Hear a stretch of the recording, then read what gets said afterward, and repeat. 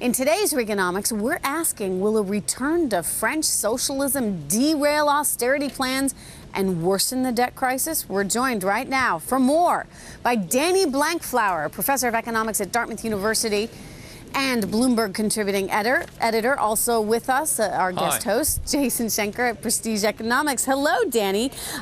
Professor Blanchflower. I mean, what's your sense? No, Danny's good. I'm just trying to be as formal as I possibly can be. Formal. Miss Regan. Thank you. So what do you think? I mean, do they need to spend more to get out of this mess in France and Europe as a whole? Or do they need to start reining it in and really make some hard choices? Well, I think the consensus is amongst us commentators over the last week or so, Larry Summers, Nora Rubini, me, others, I think the view now is really the austerity has failed. There is an austerity plan but no growth plan. And I think eventually the people are going to stand up and say enough's enough. And that's what it looks like is going to happen. I think the big question is how big a majority does Hollande get? The polls say around 7, so anything much larger would obviously be a surprise, and he could potentially use that as a mandate. So I'm going to be watching, not really now whether he wins, but how big a win there is, and then the weight that he's going to be able to push to countering austerity. So, you know, one of your points, you're saying that the people are going to demand less austerity because they're just not going to take it. Well, what options do they really have? I mean, politically, yes, they get Sarkozy out, they get their socialist in, but what really can you do? Aren't you kind of pushing on a string there?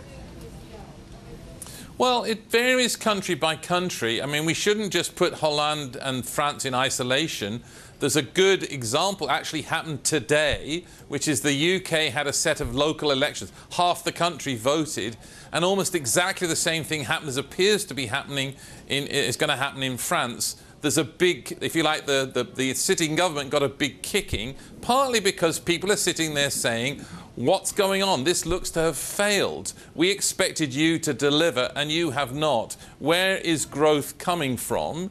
And politicians in the UK and in Greece and France and Spain seemingly are unable to answer. It's no good saying it'll happen down the road. People are demanding, we've been doing this for 4 or 5 years. Where's the product? You know, I guess one of my concerns here, and Jason, I'll throw this at you, is that, you know, there's only so much you can do. I mean, why would you actually continue lending or continue spending in an environment that really needs to do the opposite right now? I mean, it's kind of like if you were delinquent on your mortgage and I'm the bank and I said, all right, well, you know, Jason, I'm going to actually let you buy a bigger house and I'm going to give you a bigger mortgage and I'm going to let you spend more rather than taking the hard pain of trying to fix the problem. Well, you know, the president of Dallas Fed, Fisher, has actually encouraged everyone to see the video on YouTube called Debt Ceiling. And it's exactly this, where someone goes to a bank and asks for more money, and it's supposed to be the U.S. economy. And we're in a similar situation. You know, the truth is,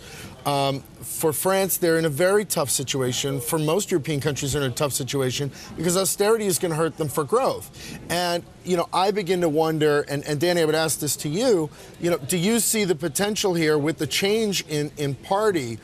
Is there a potential here for what we saw, say, in Germany 10 years ago, where the Socialist Party came to power and you had Hartz IV pushed through? You had austerity that was perhaps more readily accepted because you had a Socialist Party turning to the people saying, you know, look, we're the Workers' Party, you're the workers, we have to do this, we don't have a choice. Is there any chance that that could happen? Well, obviously, I think it does depend on the scale of the victory in France. If he has a huge mandate and says, you know, we can stop all of this, I suspect that's probably not going to happen. But I think there is a way forward. I mean, obviously, you're right to say you have to cut your cloth according to the money you've got. But I think what we've seen is focusing on spending cuts and not really focused on giving firms incentives to hire and to invest. And that's where the balance has got to go. But I think it's different in the US and the UK. And if you listen to Bernanke this week, and I had my students listen to the tape yesterday, he said we need to deal with the deficit in the long term and make sure we don't kill off short-term growth. That's okay for a country that has its own central bank and currency. It's quite different in Europe. And think of Greece, still doesn't have a tax collection system, still doesn't have competitive product and labour markets. And the Germans and the French and all the rest of them, been in this troika, haven't actually fixed that. So Greece has no kind of prospects of growth.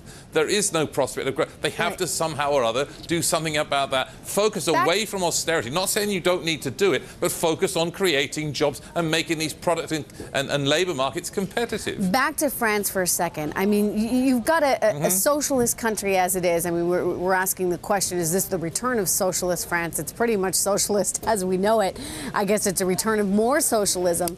But, you know, you look at their unemployment benefits, and, it could be years before someone actually runs out of unemployment benefits in a country like France. I mean, you see that. We have a graphic up right now, Danny. Right, 2 years for employees under 50, 3 years for employees over 50.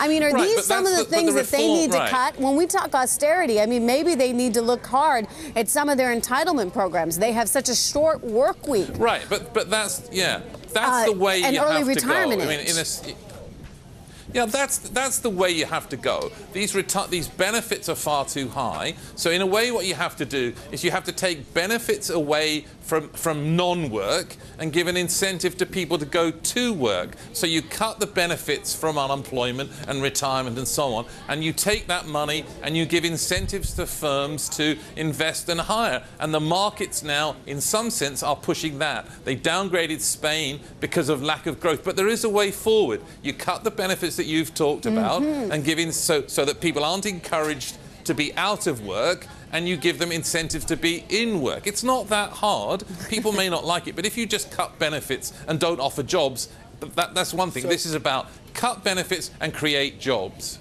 So, Danny, I wonder, you know, we've looked at what could potentially change here with the regime, and from what it sounds like, it's going to be some tweaking and reallocating some potential benefits.